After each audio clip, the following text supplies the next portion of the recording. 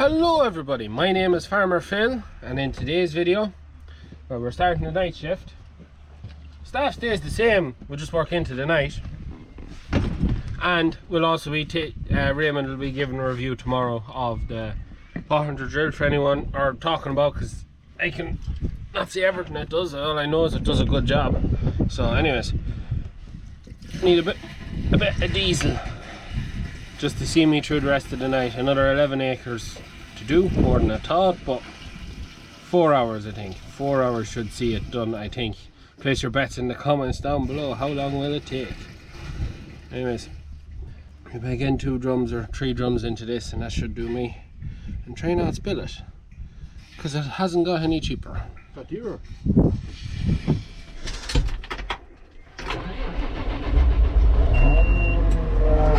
What happens when I push? Oh, I got lights behind me. That's cool. Anyways, I'll turn on some of my own lights.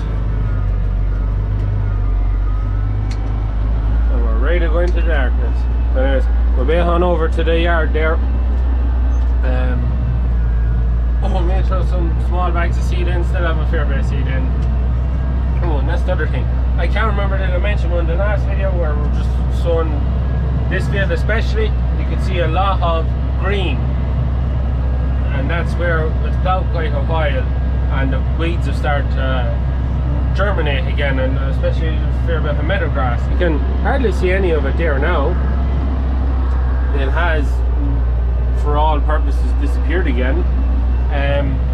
Father Phil has decided that he wants to hit with a pre-emergent spray and the pre-emergent spray will kill any of that grass.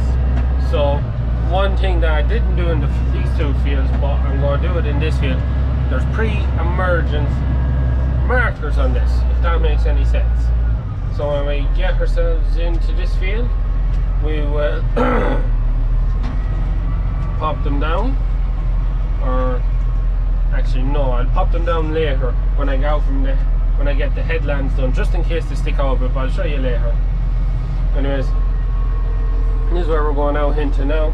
So again, 7 times around the field, not marking the first set of tram lines, but yeah, should be the finest all the same. So anyways, we hit start on this. That sets that up. We set that back to 1, so it's not giving out to me or starting putting in tram lines anywhere it shouldn't be tram lines. In the other fields, I'm pretty sure I got on very well without knocking any tram lines in. Right, then we're ready to go. So, on this, fan turns on, that's on. Hit dash, that's on. Press dash, let down the ridge marker. Hit float, that goes down. Then start ridging. Give her the throttle.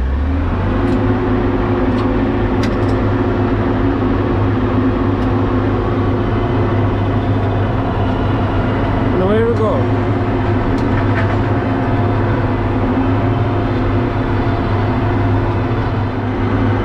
I can hardly see where I'm going with the dust.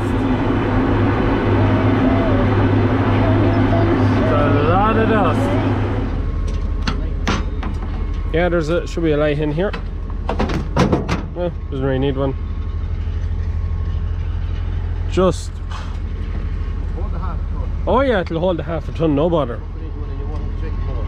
No bother. I'd say there's about 200 kilos in it.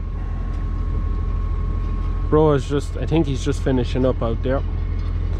So I have one more round to do out there. One downside to this is the teleport's a wee bit on the small side for putting bags in to this hopper. It's just a wee bit precarious, you could say.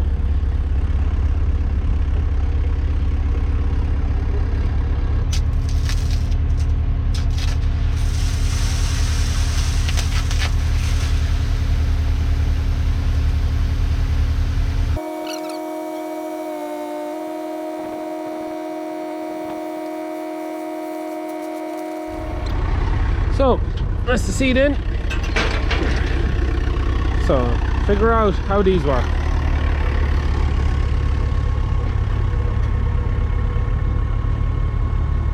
think what I'll do is that and that. So now these two thingamajigs are tramline markers. So every time I shut off for tramlines, they'll drop down and they'll mark the wheel tracks for the sprayer. The reason you do that at this stage, when before the crop comes up, is for pre-emergence, which is what I was talking about earlier about that. But anyways, that's what they're for. So when the shut off comes on, these will drop down. They'll mark the lines so Father Phil knows where to go to get it done right. That's all. So we'll make use of them now. And yeah, but a good thing I didn't put them out before because they do stick out quite a bit. But anyways, it's good lights on the drill too, and good lights on the tractor, better than what Bro has. But anyways, we get back soon. When I'm up through the night, I can't turn down the noise, tear all the worries out of my mind about who I'm supposed to be. I start to believe I can't get it right. Remember the days I let slip away, they were simpler times. Mama told me before you leave, if there's only one thing you remember from me, child, when you're out on your own, a million miles from home, feeling the weight of the world on your shoulders. Child, don't forget who you are, don't lose your head or your heart. I'll bet my life on your stars, you'll be dancing, dancing on the moon. I'll bet my life you'll be dancing on the moon. I'll bet my life you'll be dancing on the moon. I bet my life you'll be dancing on the moon.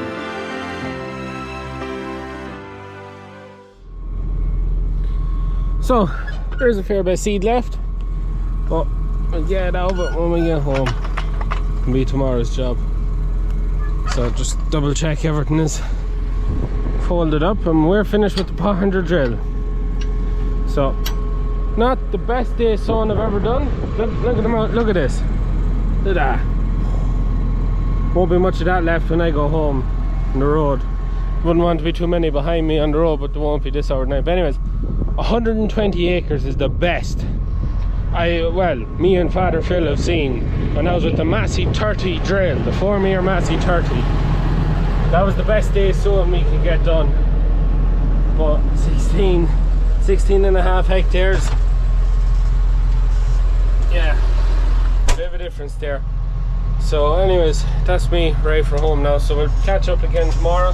We'll take another little bit on some of the information and the stats, and we'll chat Raymond about the Pottinger drill and some of the features on it. So yeah, one thing I will say, very happy with the job it's done and exceptionally easy to use, because Raymond basically just sent me a lot of videos on WhatsApp, and that's how I learned how to use it. That's it. Very, very easy to use. So anyways, we're going to on home. 3 hours and 20 minutes later. Tired now. We're going to need a shower, get rid of this clay on me here. But anyways, we'll be on home. Anyways, so we're back here the next day beside the Pottinger drill, and Raymond is here from Pottinger to talk through the drill, just because I can work it, but I don't know much more than that. So anyways, Ray is here to talk about it. So it's a 1 pass 3 meter drill.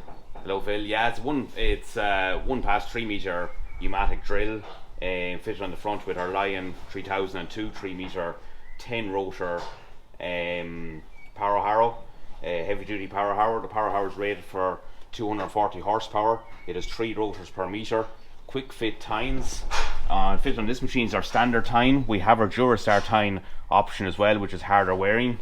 Typically we see in on plough ground, the life of the tines up to 500 acres, and in tilled ground up to 700 acres, 700 plus. So what's the quick fit? That's Quick fit, so the tine comes out in 2 pieces. Yeah. So you have one stud with a linch pin on it. Yeah. So remove the linch pin, stud drops down, remove your tine, and then you can replace it. Oh. From there. So it's very user friendly. Yeah. With changing the tines, all machines coming into Ireland with the last couple of years are coming standard with the quick fit tines. Next we have our leveling board, our mechanically controlled leveling board, and on the back we have our prism roller. So spec'd with the machines, whether you're going with just a normal power harrow with your 2-pack rollers, various different options to the size of roller and the type of roller which you want. So to fit on this machine we have our prism roller. We'll talk about that a little bit more when we get further back on the machine, and the benefits of this to run in line with the coulter setup that's on the back of the machine. So if we look at our hopper, so as standard the machines come with a 1250 litre hopper.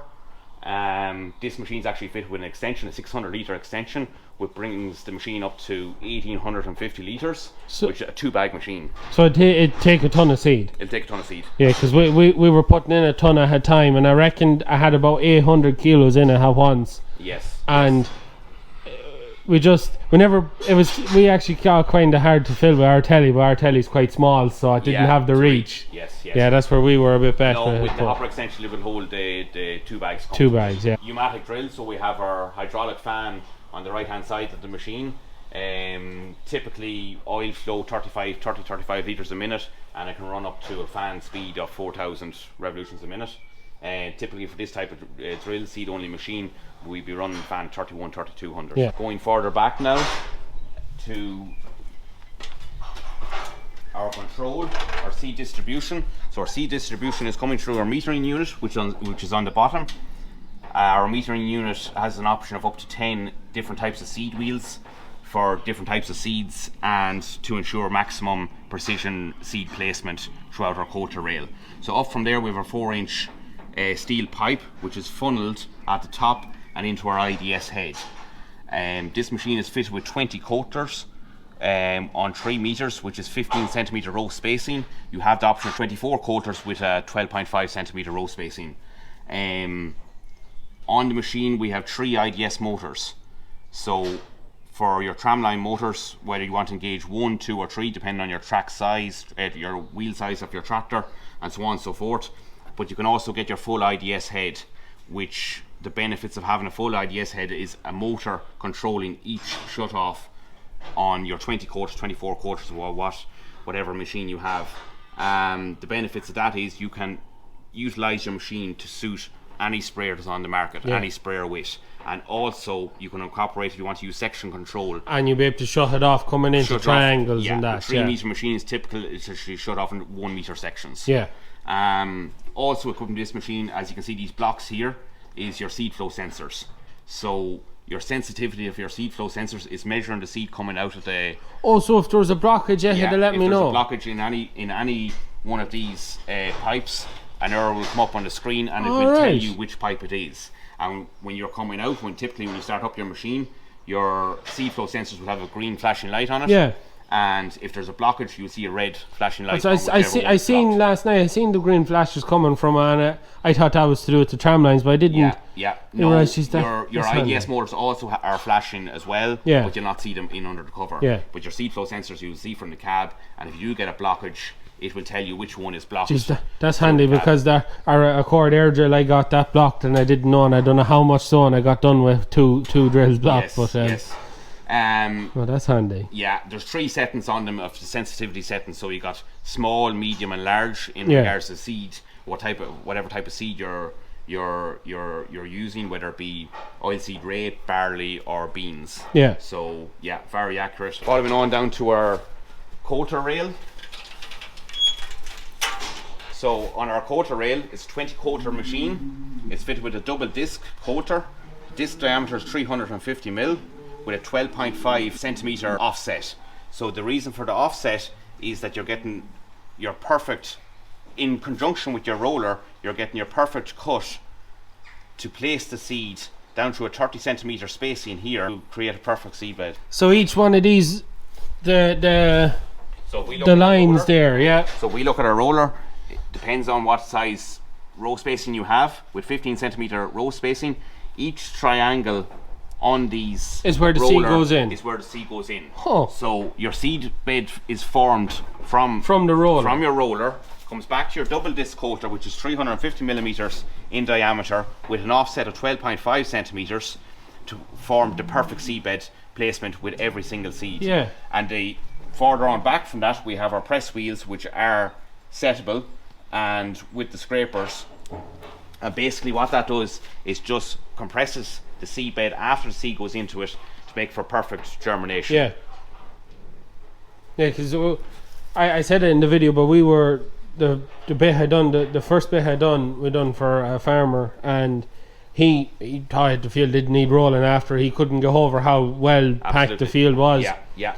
It's the workings of the two, between your coacher rail here, your setup here, and your 500mm prism roller. Yeah.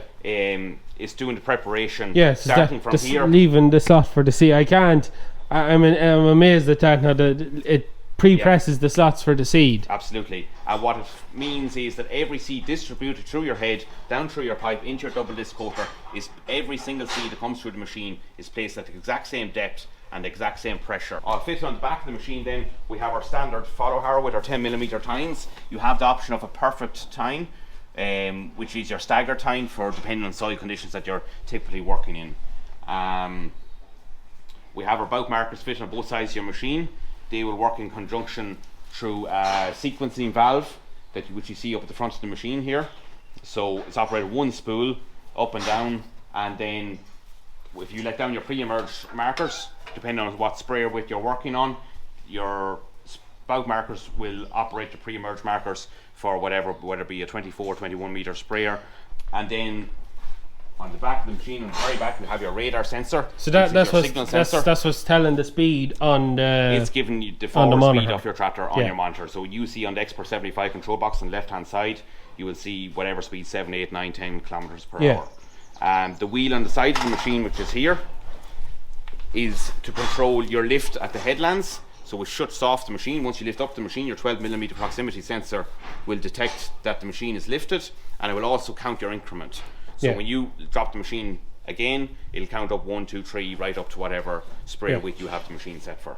That was the only thing I'd knock it on, was every time I up and down, and when you were doing the headland runs, you always had to make sure you kept knocking it back. Absolutely, yes. Yeah, that was the only thing I knocked that drill on, is how that was done. If you lift your machine to move out of the way of an obstacle in the field, you have to make sure you back to your 1 or 2 or whatever you had it for. But I did like how the Tramline or ridge markers could fold right up. On the cord I had to keep getting out to go around poles and stuff, but with that you just fold up when you go around and no bother. Yeah. So our coater pressure is set hydraulic on this machine, which is an optional extra. So in here we have our slot with 5 different pin locations from 1 to 5, which is operated through a spool valve in your tractor. Typically the machine comes with a mechanical coater pressure, which is adjusted via 24mm spanner. This system is hydraulic, so each coater can be set from 0 to 50 kilo depending on your application and your soil conditions and everything else. If you're in heavy stony conditions, you have operating a lower coater pressure, and in heavier soil a higher coater pressure. So to get the seed out of it now, because there still is a bit of seed in it. To get the seed out of it, we have our option of opening our chute here, which will empty the tank practically 99%. If you want to get the very, very last bit out, you can use your calibration tray here and just meter it out of it. And meter it out of it. Okay. So probably the handiest thing for me is to sweep up a bit of the ground and then just let it fall out of it. Or if you have a bag, if there's not much in it, we can get 2 bags or whatever. You want about 3, 4, 5 bags. There's a fair bit in it still, Liv. But what we have here, Phil, is our upload page on the machine. You'll see on the right hand side of the machine you got 5 icons. So stop, work, set, data and test. So typically once your machine is set, you go into your work menu here, and once your machine is set up, you're ready to go, hit the start button. You will see your metering wheel turning, and also you'll see your forward speed, which is on the radar sensor on the back, which what we talked about. Down on the bottom left hand side of the screen, your seed rate is set at 185 kilos per hectare, and so far you've sowed 3,035 kilos. So our increments, like what we talked about on the back, if you have to lift your machine and drop it back down on the same run, you can plus or minus it on the screen here. So because we're working on 24 meter sprayer, it's 3 meter machine, so the first run is going to be half with shut off. So, and she's tramlining on number 5. So you'll hear the motors engaged on the back, you'll see the tractor marks on their screen, and then you know you're tramlining. Once you go on to your next run, you're off tramlining, and it's from there you go. One of the things I liked was you can see how much seed was going out. So I always had a deal, because we're putting in half a ton at a time, I knew exactly when I was running low. And it was quite handy for that, so it was. Back in our set menu, so this is all your settings for your different functions. So in here we have a set on barley, the calibration, so you have a set of maximum speed of 10 kilometers an hour, 185 kilo. For metering the machine or for calibrating the machine, you go on to the next stage. Once you have your 185 kilo per hectare selected, go on to your next stage. It's talking about the seed wheel, and on our next page, that's when she's ready for calibration. So once you put the calibration flap under, or the calibration tray under, open your flap and then hit your button to calibrate the machine. You come back in and you'll see whether it's done 10, 12, 15 revolutions, and it'll weigh up what you have. And then once you measure it, come back into your screen, type in the correct weight that you got, and it'll give you a percentage difference, and will tell you whether you need to calibrate it again. If you do need to calibrate it a second time, it will be 100% the second time. Now I calibrated it at the start of the first video. So yes, went through it. Now, one of the things I found was very, very easy to use. Very, very easy. Very user friendly. The symbols are quite understanding as well. So our next symbol is our track width. So you're set on 24 meter sprayer, 175 meters spacings, and our half width shut off is selected because it's 24 meters. So yeah, no, very user.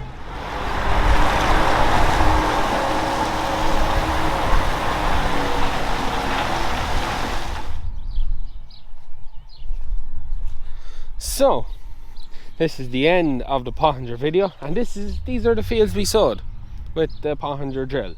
And I just wanted to come out here just to show you how the crop has come up. It looks incredibly well. But yes, there's a big I think there's 2 weeks, maybe even 3 weeks. I currently have about 8 videos made, basically waiting to go up. So yeah, just wanted to finish off this video with the crop because it's been so long, just to show you the establishment and just show you that it just looks so good. Just all them lovely, nice, neat rows. Just looks so bloody good. Drill done an amazing job. Pre-emergent spray went out here. You can see no weeds, but you can see the crop and just how nice and even it is spread out across the ground. Like it's just really, really good. Like, I haven't been up, this is the first time I've been up here since I was sowed, and the crop is just looking so bloody good. It's very, very, very, very happy with it. So just to finish off the video on what we thought of the drill was great. I have to admit, the two biggest downsides to the drill, the two cons, you could say, the pros and cons of it, was it's very heavy, like very, very heavy. It's the first thing I've ever put in the 99 that's fit to take the front wheels off the ground. So that's why we had to put the PTO compressor on, so it was the best front weight we had. Even when we got another Pottinger drill to sow the uncovered maize, and we had the stone fork on that time, and that wasn't heavy enough to keep it down.